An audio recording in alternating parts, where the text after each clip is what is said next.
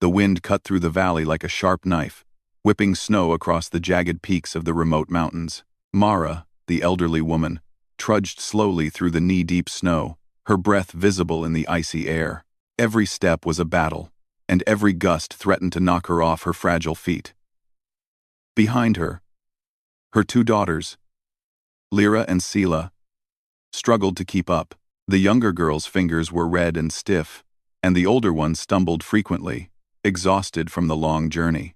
"Mother, I don't know if I can go on much longer," Lyra whispered, her teeth chattering uncontrollably. Mara stopped and knelt beside her. "Yes, you can," she said, her voice firm but soft. "We've survived worse than this. Just a little further, my dear. Just a little further." The valley ahead was empty, silent except for the howl of the wind and the crunch of their feet in the snow. Through the haze of the storm, a small cabin appeared. It was crude, built from heavy logs, with smoke curling from a thin chimney. It was the only sign of life in this frozen wilderness. Mara's heart leapt with hope. Perhaps this was their salvation. The cabin belonged to Thorn, a man known among the scattered settlements as the Mountain Man. He lived alone, deep in the mountains, shunning human contact for decades. Stories about him were whispered in the colonies. Some said he could track any creature on the planet. Others claimed he could survive the deadliest storms without a coat or fire. No one knew his real story, no one except Thorn himself. Mara approached cautiously, the girls clinging to her sides.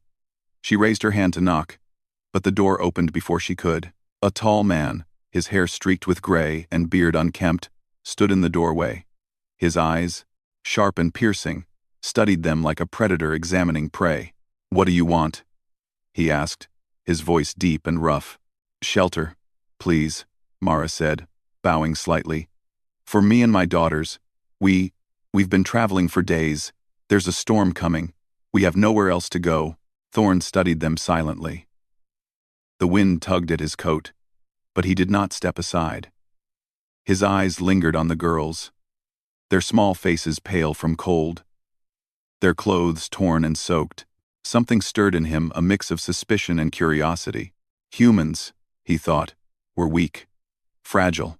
But these humans still stood, still pleaded for help, even after the harsh journey.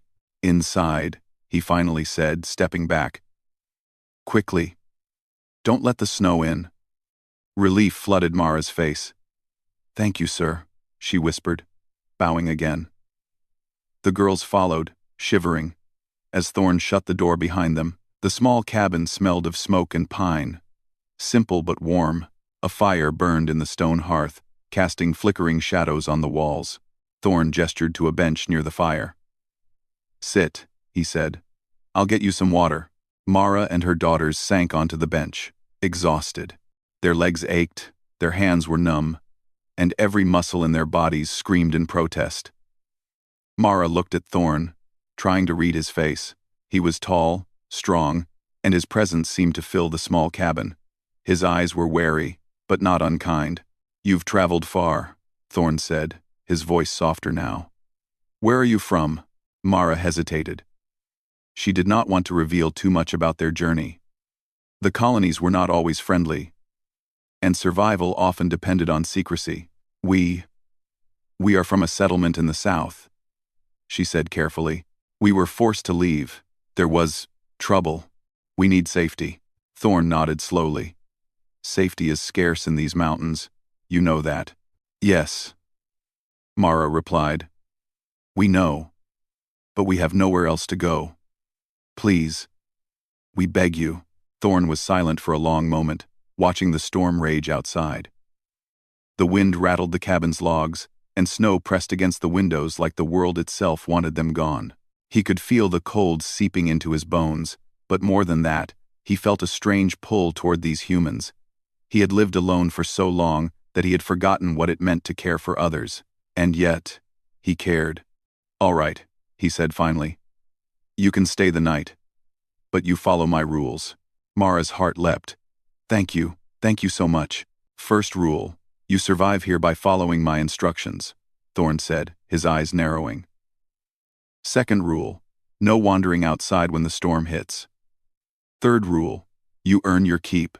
Mara nodded, understanding. Yes, sir. We will do whatever you ask. Thorn turned to the fire, motioning for them to warm their hands. He filled a small pot with water from a metal jug and set it on the fire. You'll need food soon. The snowstorm is only getting stronger. The girls watched him, fascinated by his movements. He chopped wood, checked the fire, and moved with a precision that suggested years of survival experience. Lyra whispered to her sister, "He's like a mountain spirit. He knows everything." Selah nodded. "I've never seen anyone like him. He's scary, but kind." Mara smiled at her daughters. She felt a spark of hope. Perhaps this man could protect them. Perhaps this storm could be weathered. Perhaps they could survive. As the night deepened, Thorn handed them a small meal of dried meat and bread. The warmth from the fire and the food revived their tired bodies. Mara glanced around the cabin. Simple tools lined the walls, and outside the small window, the storm raged with a ferocity that would have terrified anyone less determined to survive. "You will stay in the back room," Thorn said, showing them a small chamber with blankets and a thick door. "It's warm and safe. Don't leave until I say it's safe outside." Mara led the girls inside, tucking them under the blankets. They were exhausted, and sleep came quickly, heavy and deep. But Mara stayed awake for a while longer, listening to the wind, listening to the storm, and listening to the quiet footsteps of Thorn moving about the cabin. In that silence, Mara realized something remarkable. These mountains were merciless, the storm unforgiving, and the journey still dangerous. Yet, in this small cabin, humans had found a chance. A chance to survive, a chance to endure, and perhaps, a chance to thrive. And Thorn, the mountain man, had just changed their fate. Outside, the storm howled, relentless and wild. Inside, a small fire burned, and 3 human lives clung to warmth, hope, and survival. In the mountains, where most would perish, these humans had taken the first step toward proving that resilience, courage, and determination could carve safety out of the harshest wilderness. And somewhere in the shadows, Thorn watched them, a grudging respect growing in his heart. Perhaps humans were not as fragile as he had thought. Perhaps, in the right hands, humans could endure anything, even the unforgiving mountains themselves. The morning light broke weakly through the thick snow clouds, casting a pale glow over the small cabin. Outside, the storm had not yet passed, but the wind had eased enough to reveal the jagged outlines of the mountains. Thorn stirred the fire, the flames crackling and hissing as he threw in fresh wood. The cabin smelled of smoke, pine, and the faint aroma of the simple meal from last night. Mara sat on the edge of the bench, watching the fire. Her daughters were asleep, their small faces still pink from the warmth of the blankets.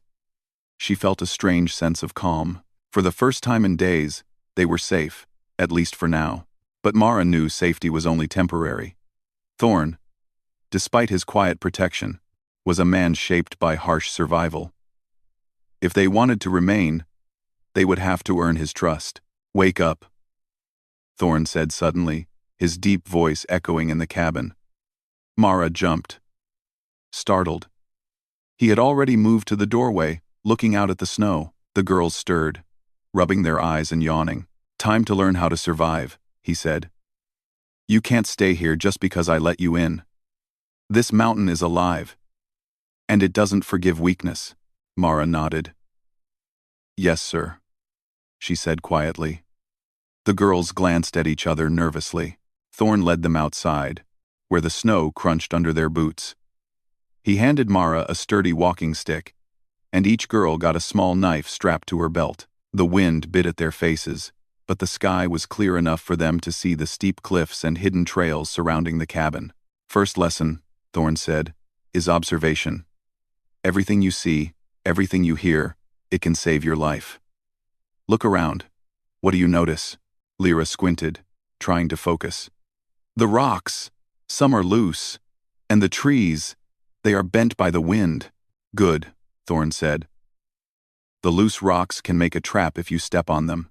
The trees tell you where the wind is strongest. You need to read the land, not just walk on it. Selah pointed toward a cluster of ice-covered bushes. There are tracks. Maybe an animal? Thorn nodded. Exactly. Tracks tell a story. Who passed here? When? And maybe what they were looking for. You'll learn to read them. Mistakes can cost you your life. For the next few hours, Thorn put the girls and Mara through exercises. They learned to spot dangers hidden beneath the snow, to balance on icy ledges, and to move quietly so as not to attract predators. Thorn watched carefully, his sharp eyes noting how they adapted. Mara moved slowly but deliberately, always thinking ahead. Lyra was quick to try new things, while Selah observed first, learning by watching. You humans, Thorn said finally, taking a moment to rest against a rock, aren't like anything I've ever seen. You think, you plan, you improvise. Even when it's dangerous. Mara smiled faintly, though her body ached. We have to, she said. We survive because we must. Giving up is not an option. Thorn's eyes narrowed. He had lived for decades in isolation, relying on strength and instinct. But these humans, fragile, exhausted, and yet persistent, moved differently. They calculated, adapted, and even created solutions to problems he had accepted as permanent. By midday, they reached a small stream partially frozen over. Thorn instructed them to collect water without falling in. Mara carefully broke the ice with her stick, letting cold water trickle into a container. Lyra used a piece of bark to scoop water, spilling some but learning quickly. Selah watched her mother, then tried a new technique, pressing the bark against the ice to hold it steady. Impressive, Thorn said. You learn fast, faster than most people I've seen. After water collection, Thorn set another challenge. He led them to a steep slope where snow and rocks were unstable. You need to climb this to reach shelter if the storm comes back, he explained. Do it without falling, and do it together. You are a team now, not just individuals. Mara went first, testing each foothold with her stick. She instructed the girls on where to step, how to balance, and when to pause. Lyra went next, moving quickly but carefully. Selah, more hesitant, followed her mother's example, finally reaching the top with a proud smile. At the summit, Thorn allowed himself a small smile. You're doing well, he said. Most humans would have given up or panicked. You keep going. The girls beamed at each other. For the first time in days, they felt a sense of pride. Mara's heart swelled. Even in the harshest conditions, they were learning, growing, and surviving. After descending, Thorn led them back to the cabin. He handed each of them dried meat and bread. Eat, you'll need energy. Tomorrow, we'll hunt. Mara hesitated. Hunt? Yes, Thorn said. Food won't always be handed to you. You must know how to provide. You must know how to survive if no one helps you. That is the way of the mountains. 40 into the mount. 40 into the reld. The girls shivered, imagining facing wild creatures. But Mara's calm presence reassured them. We'll manage, she said. We'll learn. That night, as they huddled by the fire, Thorn spoke quietly. Humans, you are remarkable. You adapt, you create, you endure. Even when everything is against you, you find a way. You survive where others fail. Mara looked at him, surprised. You think humans are strong? Thorn's eyes gleamed with a mixture of respect and disbelief. I thought I understood survival. I thought I knew who was strong. But humans, you are different. You are not the fastest, not the strongest, but you are clever. You are determined. And that determination, it scares even me sometimes. Lyra and Selah listened, wide-eyed. They had never heard anyone speak of humans that way, not even in their settlement. Mara placed a hand on each of their heads. "That's because it is true," she said softly. "We survive because we must. We endure because we can." The fire flickered, casting shadows on the cabin walls. Outside, the wind howled, a reminder that the mountains were still as merciless as ever. Inside, however, the small group felt a bond growing stronger. Thorn, the mountain man, was no longer just a solitary protector. He was a teacher, a mentor, and perhaps even an ally. By the end of the week, Mara and her daughters had learned more than they could have imagined. They could navigate the snowy terrain, find water, identify animal tracks, and even improvise basic tools from natural materials. Thorn watched, silently impressed, as their confidence grew. One evening, he handed Mara a small, sharpened stick. "Tomorrow, we hunt," he said. "You'll need to bring food back for yourselves." "No mistakes," Mara nodded. "We'll be ready." Thorn's eyes softened slightly. He had spent decades in isolation, trusting no one. But these humans, persistent, clever, and brave, had earned a small corner of his respect. More than that, they had reminded him of something he had long forgotten: the power of determination, courage, and hope. Outside, the mountains loomed, indifferent and deadly. But inside the cabin, a quiet revolution had begun. Humans were learning, surviving, and, in their own way, beginning to thrive. And Thorn, the mountain man, was watching closely, realizing that perhaps the humans he had once dismissed as weak were, in fact, capable of more than even he could imagine. By the time the second storm approached, Mara, Lyra, and Selah were ready. They had proven themselves not just to Thorn, but to themselves. They had faced the mountain's challenges and adapted, learning the lessons that only the harsh wilderness could teach. And Thorn, for the first time in decades, allowed himself to feel something he had long buried: respect. Real respect. For humans. The mountain, he realized, had met its match. The morning was quiet, almost too quiet. The wind had calmed, leaving a brittle stillness over the valley. Mara, Lyra, and Selah prepared for another day of learning from Thorn. Their muscles ached from the past week, but their spirits were stronger than ever. For the first time since their journey began, they felt like they belonged somewhere, even if it was just this small, snowbound cabin in the mountains. Thorn handed them each a small satchel filled with dried meat and simple tools. "Today," he said, "you will hunt for your own food. Not just to survive, but to learn. The mountain doesn't forgive mistakes." Mara nodded. "We are ready." The girls followed Thorn as he led them into a narrow ravine, where the snow was packed hard and the air smelled of pine and ice. Thorn moved silently, almost blending into the landscape.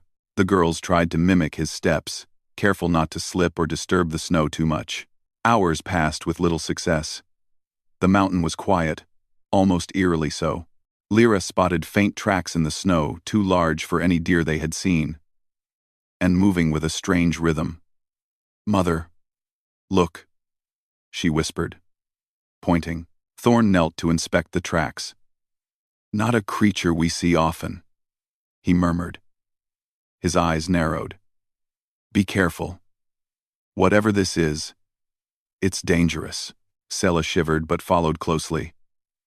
The three of them moved cautiously, following the tracks while keeping their senses sharp. They passed frozen streams, jagged rocks, and dense clusters of pine. Every sound, the crunch of snow, the crack of a branch, made them pause. Then, without warning, a low, guttural growl echoed through the ravine. The sound vibrated through the air, sending shivers down their spines. Mara froze, pressing a hand to her daughter's shoulder. Thorn's stance stiffened. "Stay calm, don't panic." From the shadows, a massive creature emerged. Its body was covered in coarse, dark fur, and its glowing eyes reflected the faint light. Long claws dug into the snow, and its snarl revealed rows of sharp teeth. It was a predator, larger and faster than anything they had seen on the planet. Mara held her breath. Lyra and Selah clutched each other, trembling.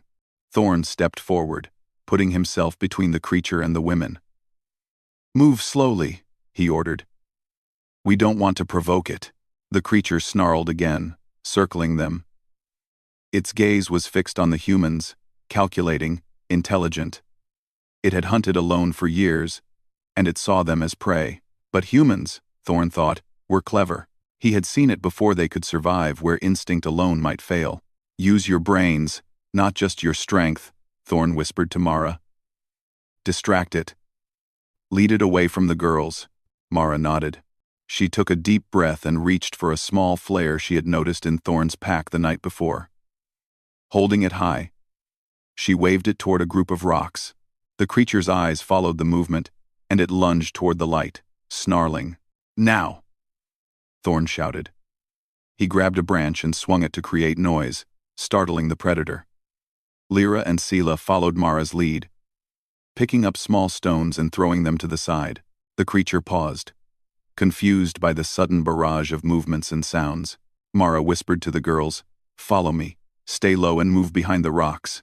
Together, they edged backward, keeping their eyes on the predator without making sudden movements. Thorn moved with them, his presence a shield. He had faced many dangers in the mountains, but the cleverness of the humans beside him impressed him. They were not just running, they were planning, observing, and reacting. The predator lunged again, faster this time, and Thorn threw a rope with a loop, snagging one of its massive claws. The creature yelped, startled by the trap. Mara took the opportunity to grab a sharpened stick and jab near its legs, not to harm, but to distract it further. The creature snarled, backing away slightly. Thorn muttered, "Clever. Very clever." The team worked together, coordinating their movements without words. Mara directed Lyra and Sela to different positions, using rocks, branches, and the terrain to confuse the predator. Each step, each movement, showed that humans could adapt in real time, thinking ahead, improvising, and using the environment to their advantage. After a tense hour, the predator finally retreated, disappearing into the shadows of the ravine. The girls collapsed against the snow, exhausted but exhilarated. Mara pulled them close, relief flooding her chest. "You did well," Thorn said, his deep voice carrying pride. "Better than I expected. Most adults would have panicked. You adapted."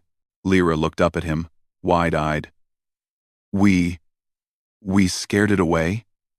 "Oh, we scared it away," Thorn nodded. "Yes. But more than that, you outsmarted it. You humans are clever. You think, you plan, and you act. That is why you survive." Mara smiled at her daughters. "See? We can do anything if we work together." The walk back to the cabin was quiet, the three of them processing what had happened. The predator had been massive, terrifying, and intelligent, but humans had survived through ingenuity, courage, and cooperation. Thorn observed them closely, realizing that human resilience was unlike anything the mountains had seen. When they returned to the cabin, Thorn handed them warm broth. "Rest," he said. "Tomorrow, we hunt again. But today, you have learned something more valuable than food. You've learned that fear can be faced, danger can be outsmarted, and that humans, if clever, are stronger than most creatures believe." Mara's daughters drank the broth eagerly, their hands wrapped around the warm mugs. Mara sat quietly, thinking about what Thorn had said. Survival was more than strength or speed. It was planning, observing, adapting, and working together. That was something humans did naturally, and that was their greatest advantage. Night fell, and the cabin glowed warmly in the darkness. Outside, the wind howled, and distant roars echoed from the mountains. Mara tucked her daughters into bed, each of them still wide-eyed from the day's events. "Mother," Lyra whispered, "I was scared, but I felt strong too." Mara kissed her forehead. "That is how humans survive," she said softly. "We are never just afraid, we are always learning, always adapting. That is our gift."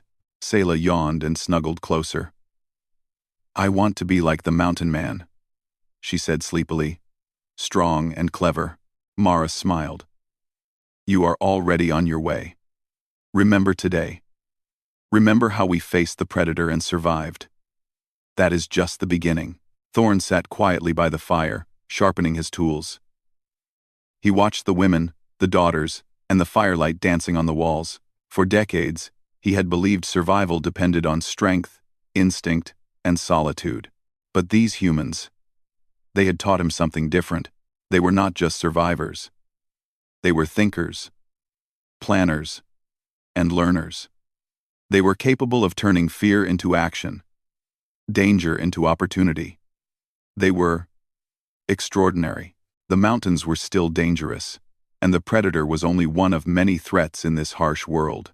But for the first time, Thorn felt that humans could endure anything, not because they were the strongest or the fastest, but because they could adapt and work together in ways no other species could. And as he watched Mara and her daughters sleep peacefully, he realized that the mountain itself had changed. The presence of these humans had altered its silence. They had brought hope, ingenuity, and courage. They had shown that even in the deadliest wilderness, humans could thrive. Outside, the shadows of the mountains stretched long under the moonlight. Inside, a small fire burned steadily. The predator's roar was distant now. Nothing more than a reminder of the challenges ahead. But Mara, Lyra, Selah, and Thorn knew this. Together, they were stronger than fear. Together, they could face any threat. Together, humans could endure where others would fail, and the mountain would remember. The sun rose over the mountains, casting soft golden light on the snow-dusted valley. Inside the small cabin, Mara stirred her daughters awake. Lyra and Selah rubbed their eyes, still feeling the exhaustion from the previous day's encounter with the predator. But there was also a spark in them, a spark of confidence that had grown stronger with every challenge Thorn had set. Today, Mara said softly, we will learn even more. We are not just surviving, we are becoming stronger. Thorn watched them from across the cabin, leaning against the wall. He had become accustomed to their presence, though he would never admit it aloud. Over the past week, he had watched them grow, adapt, and think in ways that impressed even him. They were learning quickly, absorbing knowledge like young predators in a world that demanded intelligence to survive. Pack your satchels, Thorn said, finally speaking. His voice carried authority, yet there was an unfamiliar warmth in it. We are leaving the cabin today. There are resources nearby you need to understand, and I will show you how to use them. Then you will see how humans can change their world, even here. Mara nodded. We are ready. The four of them moved outside. The snow glimmered under the rising sun, and the air was crisp and clean. Thorn led them to a plateau, overlooking the valley. From here, they could see patches of frozen lakes, clusters of trees, and strange rock formations shaped by centuries of wind and ice. These mountains are unforgiving, Thorn said. But there is more to survival than running from predators or enduring storms. You must understand the land, its resources, and its dangers. Knowledge is power. Mara listened carefully, her mind absorbing each word. She had known survival in human settlements required resourcefulness. But the mountain taught a different lesson. Every rock, every tree, every shadow could be used or avoided. With the right understanding, Thorn handed each of them a small device Mara had never seen before. This is a scanner, he explained. It reads the minerals, the soil, the water, even signs of animal movement. Humans have taught me that technology can amplify survival, not replace it. Use it wisely. Lyra and Selah's eyes widened. Mara studied the devices herself, fascinated. Unlike weapons or traps, this tool allowed them to understand the land in a way that Thorn could not do with instinct alone. Humans, she realized, had a unique gift. The ability to combine observation, intuition, and technology. Let's start with water, Thorn said. He pointed toward a frozen stream below. You need to know which parts are safe to drink from, which are stagnant, and which are likely to freeze solid. Humans would call it a test of resource management. I call it survival. Mara knelt beside the stream, using the device to scan the water. The readout gave her information about purity, mineral content, and possible hazards. She taught her daughters how to interpret it, showing them how a slight change in color or texture could signal danger. You see, Mara said, even in this harsh place, we can find what we need. We just have to observe carefully and act wisely. The girls nodded, following her instructions. Lyra used the scanner to check a small pool where ice had melted, while Sela marked areas that could serve as safe campsites. Thorn observed silently. Impressed by their quick learning, after water, they moved on to food. Thorn led them to a frozen grove where small creatures lived, hidden beneath snow and ice. He demonstrated a basic trap, showing how the terrain could be used to funnel animals toward a safe enclosure. Mara and her daughters replicated his movements, adapting the method slightly to make it more efficient. You see, Mara said, humans do not just follow instructions. We innovate, we improve. Thorn nodded slowly. For decades, he had relied on instinct, strength, and experience. But these humans, weak and small by his standards, were improving on his methods, using reasoning, observation, and creativity. He realized, with a mixture of awe and humility, that humans were extraordinary. As the day progressed, Mara shared more of what she had learned from the colonies. Basic engineering techniques, ways to store water, how to preserve food, and how to improvise tools from simple materials. Thorn listened, occasionally testing their methods in the harsh environment. The results amazed him. Humans survive, not because they are strongest, Thorn admitted aloud for the first time, but because they think, adapt, and work together. I have seen many creatures endure. But humans, you are different. The girls smiled, feeling proud. Lyra whispered to Sela, we're learning things even the mountain man didn't know. Imagine what else we can do. Mara smiled as well. This is just the beginning. Knowledge, courage, and teamwork, these are what make humans capable of anything. As they prepared to return to the cabin, a sudden shadow fell over the plateau. Mara froze. Thorn's hand moved instinctively to his tool belt, and the girls stepped behind him. A pair of massive wings sliced through the sky. A predator, larger and more cunning than the one they had faced before, circled above them. Stay calm, Thorn ordered. Observe, plan. Mara's heart raced, but she stayed focused. She scanned the area, noting rocks, ledges, and trees that could serve as barriers or traps. She whispered instructions to her daughters, who moved quietly to follow. The predator swooped down, testing their reactions. Mara signaled them to split and use cover, confusing the creature. Thorn added diversions, throwing rocks and using shadows to hide their movements. The creature hesitated, confused by their coordinated efforts. Mara realized that human ingenuity was their greatest weapon. They were small, fragile, and outmatched by strength. But their ability to plan, adapt, and cooperate made them formidable. Slowly, the predator gave up, retreating into the mountains. Thorn exhaled, his eyes shining. You humans, you are remarkable, he said. Even the mountain itself underestimates you. But it shouldn't. Not anymore. Mara looked at him, feeling a deep sense of validation. We do not rely only on strength, she said. We rely on thought, courage, and each other. That is why we endure. As they returned to the cabin, Thorn began to speak more freely, sharing stories of the mountains and the creatures that lived there. He explained survival strategies, but also admitted that he had underestimated humans for too long. I thought strength and instinct were everything, Thorn said quietly. But humans, you bring something different. You bring hope, creativity, and determination. That is a power I have long ignored. Thank you for watching. Thanks for watching. Thank you for watching. Mara felt a warmth in her chest.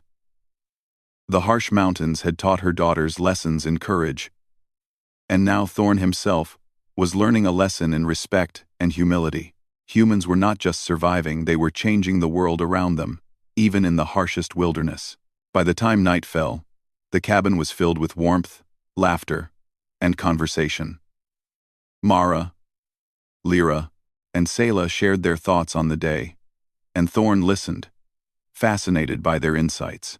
The bond between them had deepened, no longer just protector and survivors, but a team, a family of sorts, learning from each other.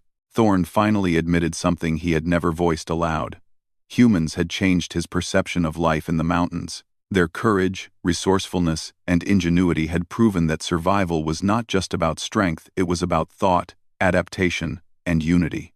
As the fire crackled and the wind moaned outside, Mara looked at Thorn and the girls and realized something profound. Humans were extraordinary. They could endure, innovate, and thrive, even in the face of insurmountable odds. The mountains, with all their dangers, were no match for human determination. And in that quiet cabin, surrounded by snow, ice, and shadows of the mountains, Mara understood that their journey was no longer just about survival. It was about transformation of themselves, of those around them, and even of the world they lived in. The mountain had tested them, challenged them, and tried to break them. But humans had adapted, survived, and changed everything. And Thorn, the mountain man, now realized that the greatest lesson the mountain could teach him was not about strength, it was about humans. The first light of dawn spilled across the mountain peaks, painting the valley with soft shades of gold and pink. The storm had finally passed, leaving the air crisp, clear, and full of possibilities. Mara, Lyra, and Selah stepped outside the cabin, stretching their limbs and inhaling the clean mountain air. Each of them carried a quiet confidence, the kind that came from knowing they had survived the mountain's challenges and learned to thrive in its harshness. Thorn watched from the cabin doorway, arms crossed, a faint smile on his weathered face. For decades, he had lived in isolation, relying on his strength, instinct, and knowledge of the land. But the humans beside him had changed something deep inside him. They had proven that intelligence, adaptability, and courage were as important as muscle and skill. Today, Thorn said, his voice steady, we will not just survive. We will build. We will create a home here, a place that can withstand the mountain's fury. Mara nodded. We are ready, sir. Together, we can do this. The day began with careful planning. Thorn taught the girls and Mara how to reinforce the cabin against heavy snow and wind, showing them how to use the natural landscape to create barriers and traps for predators. The humans worked together, moving logs, stacking stones, and weaving branches to strengthen walls and shelter. Mara took the lead, instructing her daughters on where to place each log, how to tie them securely, and how to layer materials to trap heat. Lyra and Selah followed her directions, their small hands moving with surprising skill. Thorn watched silently, impressed by their coordination and ingenuity. You humans, he muttered under his breath. Think of everything. By midday, the cabin was stronger than ever. It could withstand blizzards and protect them from the mountain's predators. But Thorn had more in store. He led them to a nearby frozen stream, where he demonstrated techniques for catching fish and purifying water. Mara quickly adapted his method, improving it by using simple tools and natural materials. Lyra and Selah followed her example, learning not just to survive, but to thrive. You see, Mara said as they worked, survival is not enough. Humans make life better, safer, and smarter. Thorn grunted in agreement. I've underestimated humans for too long, he admitted. You are not just survivors. You are builders, planners, and learners. You can change the world, even in the harshest places. The afternoon brought another challenge. A distant roar echoed through the valley, a reminder that predators still lurked nearby. But Mara, Lyra, and Selah did not panic. Instead, they used their knowledge of the land to create safe zones, placing stones and branches to guide any creature away from their cabin. They set simple alarms made from hanging metal pieces, designed to alert them of any approaching danger. Thorn observed in silence, realizing that humans did not merely react. They anticipated, planned, and adapted. Each decision Mara made, each small improvement her daughters suggested, demonstrated a unique combination of intelligence and courage. As the sun began to dip behind the mountains, the team returned to the cabin to rest. They shared a meal of fish and dried meat, the warmth of the fire filling the small room. Mara looked at her daughters, proud of how much they had accomplished. "You have learned quickly," she said softly. "Not just how to survive, but how to live here. This is your strength, your gift." Lyra and Sela beamed. "We are strong because we work together," Sela said. "And because we think carefully about everything we do." Thorn nodded, the corners of his mouth lifting in a rare smile. "Humans are different," he said. "I've faced storms, predators, and wilderness alone for decades. But you bring something new. Intelligence, courage, and determination combined. That is your power." Night fell, and the mountains were bathed in silver moonlight. Mara, Lyra, Sela, and Thorn gathered around the fire, reflecting on the day's work. The cabin was more than a shelter now. It was a symbol of human ingenuity and cooperation. They had reinforced it, secured resources, and prepared for any threat the mountain might send their way. "I used to think survival was just about strength," Thorn admitted quietly. "But humans survive because of thought, planning, and courage. And that is why you endure where others would fail." Mara smiled, placing a hand on his shoulder. "You see it now, sir. Humans can thrive even in the harshest conditions. We endure because we learn, adapt, and work together." The following days were filled with more lessons and achievements. They created small gardens in sheltered areas, using snow melt water to nourish hardy plants. They built simple traps and storage areas to preserve food. Mara taught Lyra and Sela to read the mountain signs, changes in wind, the patterns of snow, and the sounds of distant wildlife. Each day, they grew stronger, more confident, and more capable. Thorn began to share stories of his past, teaching them not only about survival but about the mountain itself, its hidden paths, safe shelters, and dangers that even the wisest could overlook. He saw the humans absorbing every lesson, applying it immediately, and even improving his old methods. "You have changed everything," Thorn admitted one evening, looking at the three humans before him. "I thought I was the teacher, but I've learned more from you in a week than in years alone in the mountains. You are extraordinary." Mara nodded. "Humans are always learning, always improving. That is what makes us strong." One morning, they spotted a small group of travelers struggling through the snow in the distance.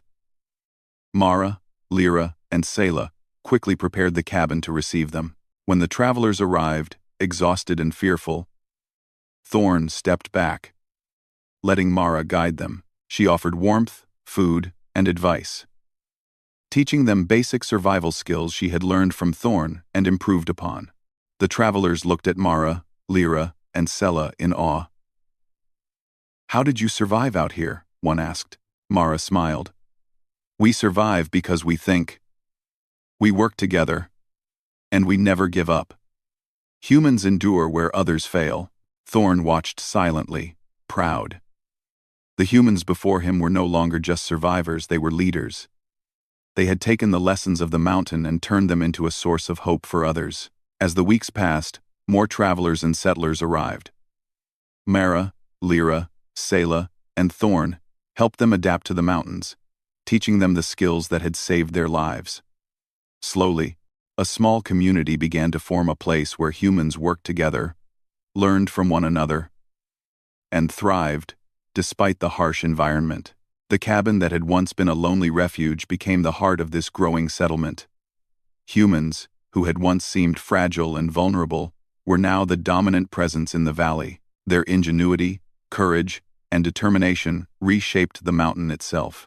Thorn, the once solitary mountain man, walked among the humans with a newfound respect.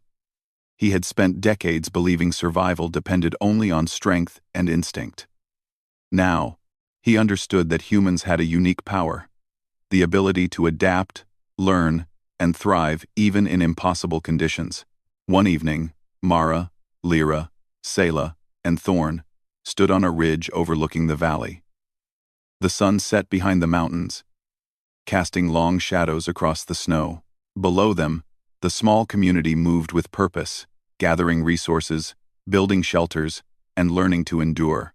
Thorn spoke quietly. "You have changed this place. The mountain is no longer just a challenge, it is a home. You humans, you are extraordinary. You survive where others fail, and you thrive where others would perish." Mara nodded. "That is who we are. We endure, we adapt, and we build. Together, we can face anything." The girls held her hands tightly. "We will never forget this," Lyra said. "No," Selah agreed. "We are strong because we think, we work together, and we never give up." Thorn smiled, feeling a deep sense of fulfillment. For the first time in decades, he understood the true strength of humans, not just their ability to survive, but their ability to inspire, lead, and transform the world around them. The mountains had tested them, challenged them, and threatened them. But Mara, Lyra, and Selah had proven that humans could endure anything. They had turned fear into strategy, danger into opportunity, and a lonely cabin into the heart of a thriving community. And Thorn, the mountain man, now knew that humans were extraordinary, not because they were the strongest or fastest, but because they could adapt, learn, and work together to change the impossible into the possible. As night fell over the valley, the stars reflected on the snow like scattered diamonds. Inside the cabin, laughter and conversation filled the room. Outside, the mountains stood silent, powerful, and eternal. But the humans below had changed everything. They had survived, adapted, and transformed their world. And in doing so, they had proven what Thorn had long suspected but never fully understood. Humans were special, capable of thriving where others could not, and leaving a mark even on the most unforgiving places in the universe. The mountain would always be dangerous, the storms relentless, and the predators cunning. But humanity, clever, brave, and determined, would endure. And that was enough.